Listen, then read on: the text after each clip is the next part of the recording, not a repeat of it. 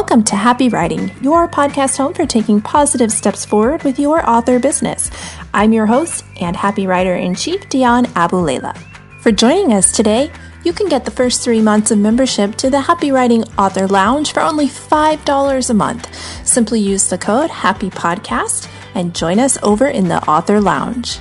Today's episode is sponsored by Amanda Gernitz-Hansen, author of the YA novel Something Beautiful. You can find Something Beautiful at your favorite booksellers such as Amazon, Barnes & Noble, iTunes, or Kobo. Welcome to Happy Writing. Today we are chatting with Tiasa Tui, the author of the newly released Flying Jenny, The 5 O'Clock Follies, and co-author of an award-winning musical about the life of D.H. Lawrence.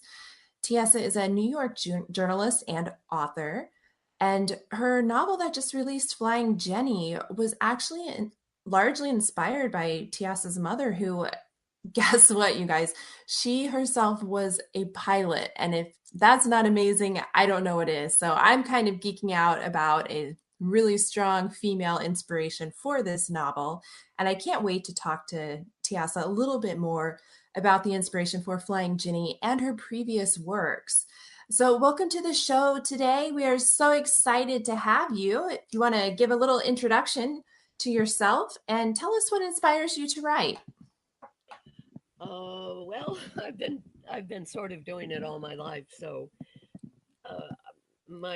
since I was a daily journalist for so long, I totally kind of had a work ethic of showing up every day, sitting down at the computer and writing. Um, but journalism writing is a bit different from fiction writing, so that was a definite adjustment for me. But the idea of sitting down at the computer every day is just what I've done most of my life. So there's those two separate aspects to my approach to now writing fiction. I love it because it's for the first time in a long time in my working life, I've been able to make things up, and I love that. That's really neat. And that was actually a question that I had for a little bit farther down my list, but we'll go ahead and do it now. What do you think the biggest difference is in your writing process when you're writing for stage or when you're writing for mass publication or perhaps a fiction novel? The difference in the process. Yeah, your personal writing process. Do you have a certain way that you tend to write every single time, or does it differ according to what final medium you're writing for? Well, they're all different, and the type of writing you need to do is different. And for me, each one of those differences had to be learned. Um, Journalism, as I see it, is very linear. You just sort of sit down and write what happened. Um, Fiction, I had my first novel was rejected several times with the idea that it was vivid, the reader was right there, they were totally engaged, and yet the story didn't work. For a long time, I couldn't understand at all what they meant when they said they loved the writing and they loved this and they loved that, but the story didn't work. I mean, I just didn't really get it. And finally, I came to feel that, as I said, journalism is linear, and fiction is sort of circular in my mind. You have to keep coming back to things. The reader the reader is likes to be along on the journey and see familiar things all the time. So you make references to something, and it felt like to me that when I finally started getting the hang of the difference, um, I it it now sort of somehow it registers because I just sort of make things up as I'm going along, and it will kind of register. Oh, that's a good detail. That's something that would be fun to bring back, whether it's a venue or whether it's a personality trait or um, a weird character that you really didn't see as being part of the major story, just suddenly going. I mean, I can give you an example. In my writers group just a few weeks ago, I'm working on a mystery now with a kind of a scatterbrained actress and who lives in Paris. And in one scene, she is looking all over before she thinks someone is about to murder her. She's looking all over for a pair of uh, slingback silver sandals that she bought at Bon Marché and spent way too much money for, and she can't find them. And it just was something that popped into my head because it just felt funny and frivolous to me. And so help me, 2 weeks ago, I mean, I wrote that scene months ago and read it to the group, and someone in my group said, "So when are the silver sandals coming back?" Probably because it's so relatable, especially Exactly. I know Exactly. I've spent way too much on a pair of shoes before and lost them for about 5 minutes, and I thought, oh my goodness. Right, So right, right. No, that's exactly, but that's just a tiny example of the thing I'm trying to express when I say things have to come back. yeah, and Um, a lot of authors that listen to our show are actually first time writers where they're either in their first querying process or they're just starting to tap into writing their first novel. How can an author who hasn't had the experience like we have as far as tightening those fine details, how can they make sure that they create that circular function to bring it all together? I know that's kind of a loaded question, but what advice would you yeah, have it, for an it author? really is. It really is. It's there's just something instinctual. I don't know. I mean, but it's something you should really keep in mind. Um, it goes back to the old thing about Chekhov's gun, which everybody talks about all the time, and it is that sort of thing. I mean, the Mm, the reader wants to be a part of the situation, feel like it's real, feel like and those kind of tiny, kind of details, signposts, if you will, whatever along the way. And of course, you see, you don't have to worry about that sort of thing in journalism at all. You're not, yeah. you're not entertaining anybody, you're giving them information. So it's kind of a very straightforward sort of throw the darts at the dartboard kind of thing. I don't know. I guess I'm coming up with funny examples, but No, that's fine because I feel like a lot of first drafts that new authors or even less experienced authors do um, kind of do throw a dart at a dartboard, or they're almost journalistic in the fact that for some reason new authors believe their book has to be act one, act two, act three, dot, dot, dot, yeah, dot, dot, yeah. and they just miss those little details. Um, Well, I'll tell you what I do. You do drafts. You write mhm. the first draft to find out what the story is, where things fit, how it's all, and then you go like on your second draft, you go through and I do what I call layering. Then I like really try to put myself more in the scene and look around and see the details on the street or pick up what the weather's like. Not that a lot of that stuff isn't in the first draft, but that second draft, the expression I use is layering. Mm. You go through and add the, the the kind of details, not like the silver shoes because they were organic to the scene, but go through and describe more what's on the table or what the person in the character in the scene is noticing as people walk by on the street. So layering is, to me, is a very expressive term in terms of what you need to use, what you need to do when you go back and start uh, just adding more telling detail, as some writers use the expression. Yeah.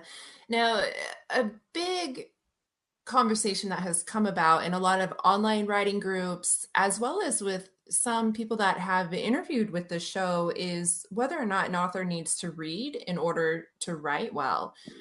Do you think reading is crucial to an author developing their talents? Well, that's a tough one because everything I've ever read from successful writers is they say read, read, read, read, Mhm. and yet um, I find that I don't read nearly as much fiction as I used to when I was younger, um, because I'm doing so much research all the time that Mm. most of my most of my reading ends up being picking up details about the history or picking up details about the characters or whatever. I'm the Paris novel that I'm the Paris mystery that I'm working on. Um, the scatty actress character is obsessed with Sarah Bernhardt. So I mean, I've been reading all these things about Sarah Bernhardt. So uh, yes, I read all the time, but maybe not nearly as much fiction as I should, because when you're reading fiction as a writer, you're seeing how someone handles something slightly differently, or how they uh, well, just their approach. So that's it. It feels to me that's why the people are told all the time that you need. Well, maybe when they say read, read, read, they're not just talking about fiction. I just always sort of felt that's what they meant, looking for techniques or looking for different approaches or some unusual way that an accomplished writer goes about it. But Yeah, I think that's very possible. And I like that answer because, well, I also like asking this question because it's really important that authors learn that there's no one way to do anything. There's no law that says you oh, have to write like this or read like no, this. no. I mean, Yeah, that's the whole idea. It's totally an individual thing, and it's your vision as opposed to someone else. That's precisely what should make it different, make it interesting, cause readers to be pulled into it because here's something they haven't quite seen before or an experience they haven't quite had. I, absolutely. I was speaking to a book club just yesterday, and I was just totally amazed at some of the things the readers had picked up, the things that they asked questions about. Um, and one woman just kept saying over and over, "This is so real. It's so real. I really loved it because you just felt like you were there. You were really able to experience something that none of us knew anything about, including me. I mean, what did I know about 1929, right? I had to just keep reading and picking up details of of what a certain type of life was like in 1929. One character is a journalist, and the other one is this stunt pilot. What did it feel like to them? So I had to do an awful lot of research and an awful lot of layering and this feeling of what it felt like to be flying an airplane in 1929 or hanging off uh, hanging off the Williamsburg Bridge, trying to get a story. Yeah, I love it. It's just fun for me. It really is just fun. I bet that was a lot of fun to research. And one of my actual favorite books is by Bill Bryson, and um, I believe it's 1928. It's centered around Babe Ruth and Charles Lindbergh. Yeah, yeah. And I thought this would be the most boring book in the world, but I picked it up because I was going to be spending a month in a rural Ugandan village with no electricity. Oh, wow. And There's I a thought, story. oh, that's a story. But it was the fattest book I could find, and I ended up reading it in one night. I just couldn't put it down because the Wow, feeling of wow, being there. So wow. let's talk some about Flying Jenny, because the fact that some of the inspiration is your own mother, who was a pilot in a time when it was, and it still is, a male dominated field, but even back then, so much more. How much of your mother's story is incorporated, and how much is sort of a type of alternative fiction? Um, you know, Jenny Flynn is the name of the character, the pilot, and she's not my mother. I mean, that's one of the reasons that I've almost backed off from uh, emphasizing too much that my mother was a pilot. Yes, I did grow up on stories about flying. My father was a friend of Paul Braniff, who started Braniff Airline. My father was not a pilot, but he was hanging out all the time with all these guys that were flying. So my mother decided to take flying lessons. So I was always hearing stories about goofy things they did. Um, but my mother was not a debutante and she was not a stunt pilot. She she learned from a guy that was a stunt pilot who was a very well known um, a guy named Roy Hunt who uh, at one time held the world's outside loop record. Now, Oh, I threw that out there. I'd heard it all my life from the time I was a child that Roy Hunt held the world's outside loop record. Well, let me tell you, I had to really study to figure out how to how to depict the world's outside loop record and or how to depict an outside loop in the book. And the outside loop is in the book. It's there's a scene at a rodeo in Ponca City, Oklahoma, where um, the barnstormers are doing some stunts along with the rodeo. So so yeah. all that stuff was informed by stories I'd heard, but my mother wasn't a stunt pilot. She they Roy tried to get her to do some stunting and she wasn't at all interested in it because every time she flew upside down she was scared she was going to fall out of the airplane. I don't blame her. But this Well, is great because authors can see how you can take a small piece of inspiration and you can end up creating a story, but that doesn't mean that you have to use every single piece or identify 100% with something that may be familiar to you. And so stories can really come from anywhere and develop into anything. They don't have to be limited or have a hard connection to what could possibly be an inspiration. oh, that's absolutely true. I mean, again, it's something I had never even thought about too much until I was talking to these ladies at the Fifth Avenue Presbyterian Church yesterday, uh, who had just read the book, and they were asking me these very kinds of questions, a lot of which just startled me. But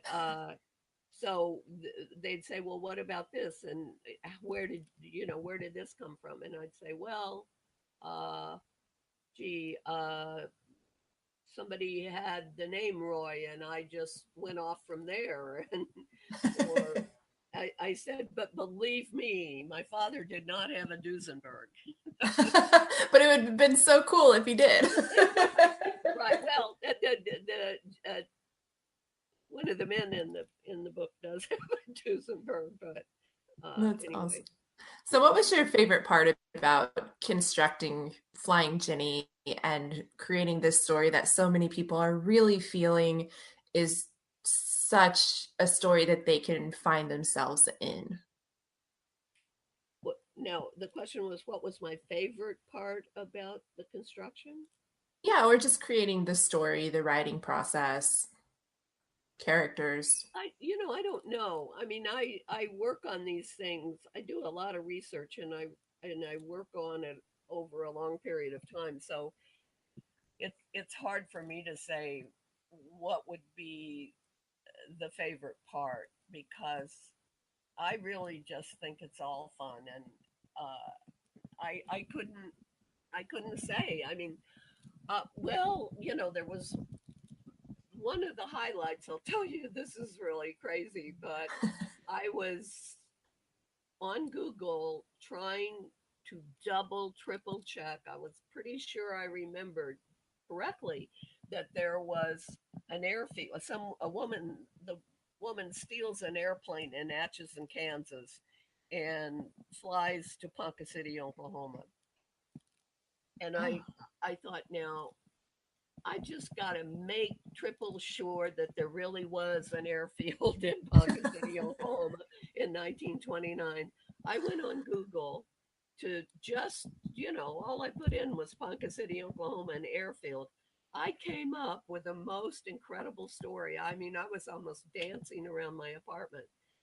It's in the book exactly the way I found it in this news story. And I mean, how lucky could you get? You don't have to sit and be creative. You just go read old newspaper clips and find this crazy stuff.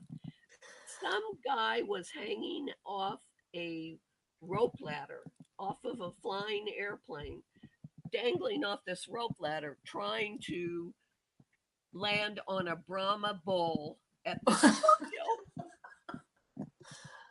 I mean, it really happened. And I keep, anybody I talk to about the book, I'm like, I did not make that up. I did not make that up. It, and I'm sure you read it and you think, well, Lord, that's impossible. That couldn't have happened. It happened. Oh, So I that's stuck it amazing. in. Stuck it in.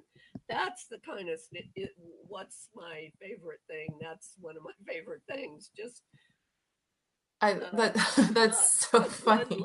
the good luck of stumbling on that simply because I was being a good reporter and triple checking that there was an airfield.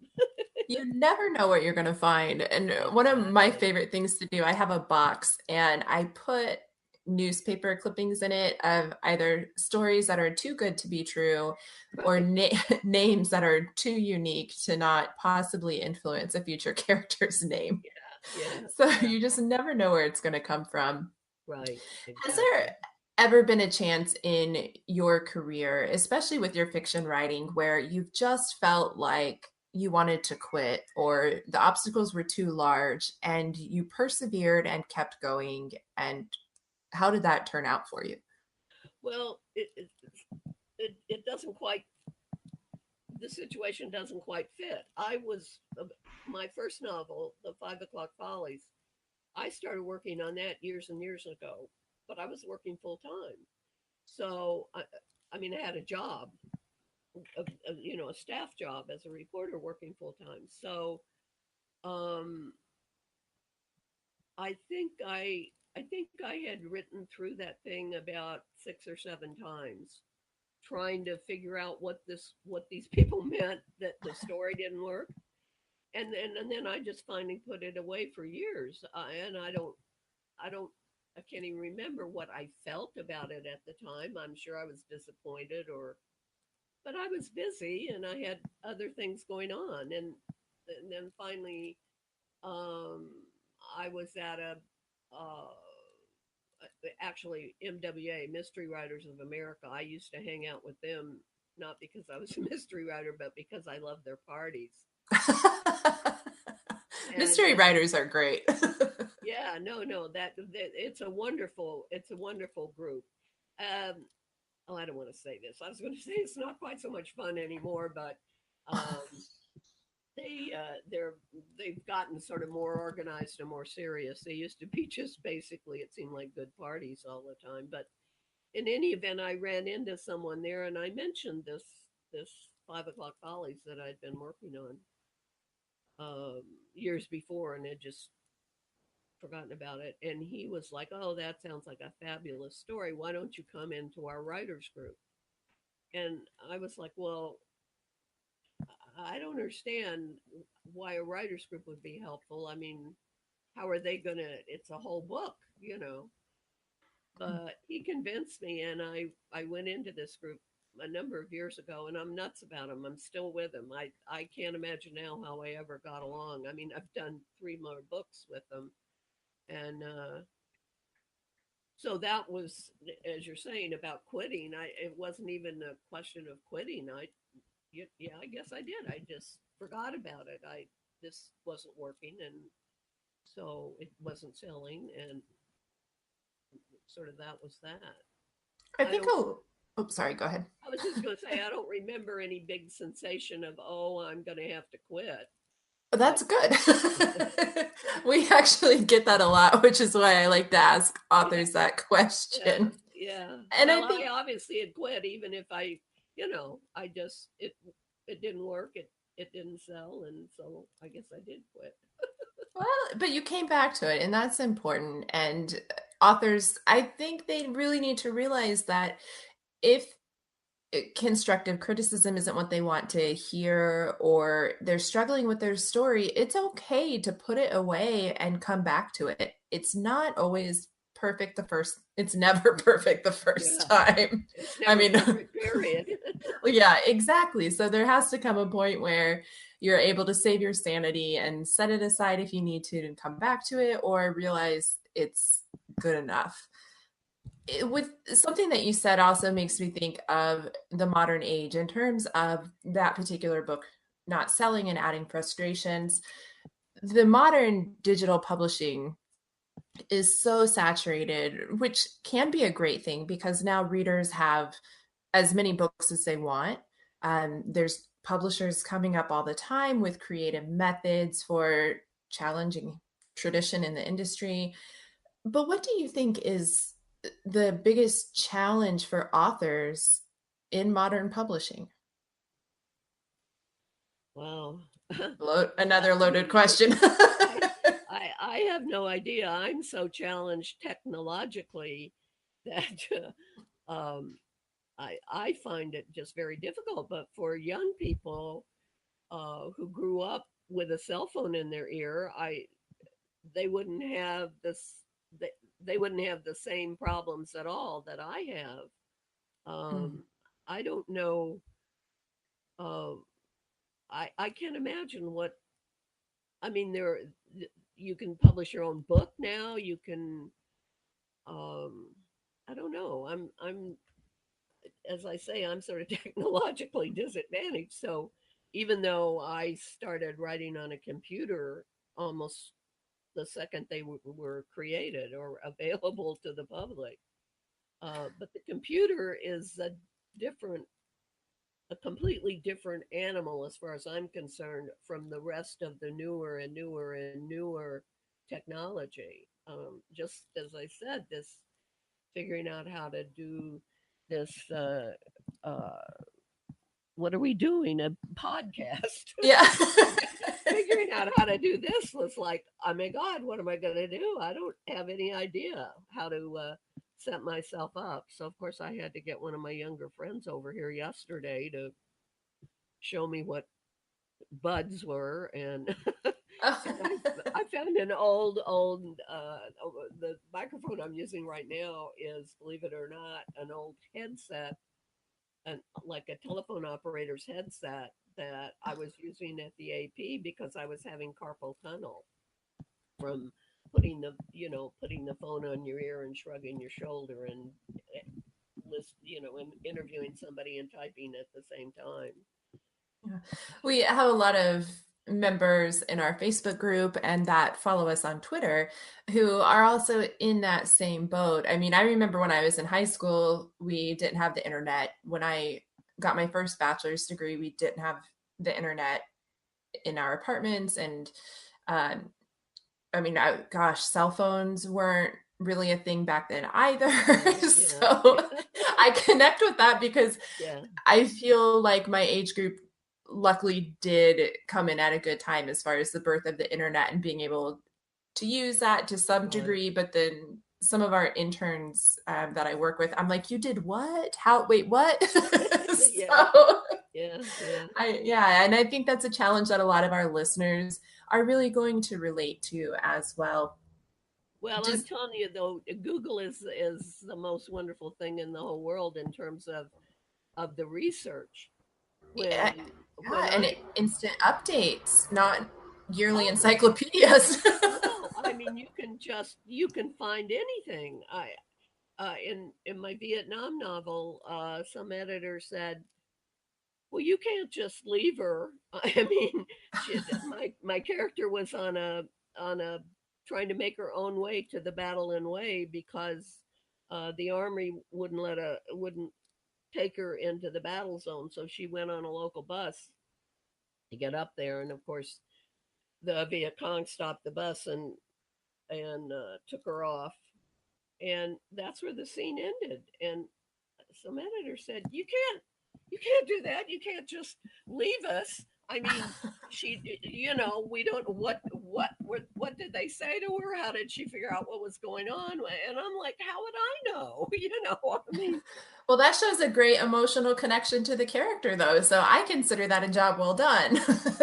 So, well, the thing was, I went on Google and in 2 seconds, I can't tell you how fast it was. I found out what the the insignias on their uniforms, how you could tell an enlisted man from a an officer. I found out officers carried one kind of a gun, and so I was wow. able to describe these men that were confronting her, which I hadn't even, I just sort of like, well, there they are. She saw these guys, and then she knew she was in trouble, right?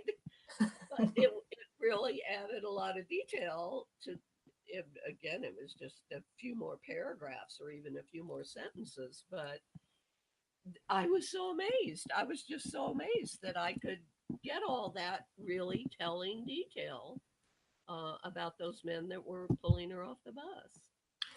So I think we can all come to the unequivocal decision that God bless Google. So Or Bing or whatever else they call it. I just use Bing, a Google, I guess, because I'm old fashioned. But that's wonderful. Well, this chat has been so fun, and I've really enjoyed hearing more about your writing process for Flying Jenny and some of your past as an author. I know a lot of our listeners will really relate to you. And if oh, you're, I was just going to say, I should tell you that in your area, I think you're in Indiana, right? we're based out of Indiana, but I currently live in Germany. Oh, okay. All right. Well, that's the world for you. Well, anyway, my book was chosen in Evansville as the book of the month, for June. Oh, Uh, amazing. yeah, on News 44 in Evansville for their book club. So I was really thrilled about Oh, that's so great. A little Hoosier love. That makes me really proud. that. Great. Well, if you've come to today's podcast with Tiesa, you can go back to either the Instagram post, Twitter post, or Facebook post that led you here to today's broadcast to find Tiesa's website and social media information. But for those who are just listening and maybe can't get back to that social media post immediately, how can our audience find your website? What's your web address? It's really easy. It's my name. My name is so totally unique that I that it's theasatui.com. So there you go, everybody. Head on over to Tiesa. Gosh, I can't talk now. Tiesatui.com. That's TheasaTouhy. Tuohy. Oh, I can't even read my own writing. See, the coffee's kicking in. Right, So right, right. Well, Lord knows what time it is in Germany right now. luckily it's only 3:30, but we have a lot of technological centered work to do today, so that means the coffee is really strong. Okay, So okay, okay. yeah. Well, Well, good luck.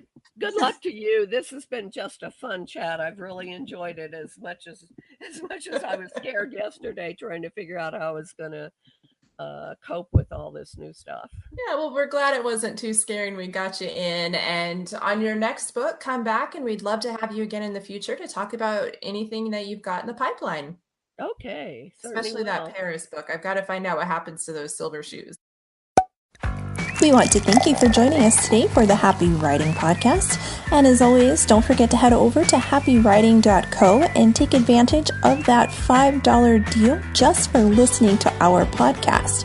You can join the Author Lounge for $5 for your first 3 months using the code HAPPYPODCAST.